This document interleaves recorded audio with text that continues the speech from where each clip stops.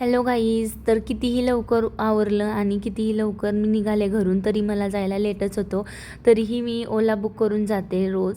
आणि मला जेवढी सॅलरी आहे त्याच्या निम्मे पैसे तर माझ्या ओलातच जात आहेत, कारण माझ्या ऑफिसचं लोकेशन माझ्यापासून खूप दूर आहे. ऑफिसला पोहोचून सगळी कामं करून घेतली.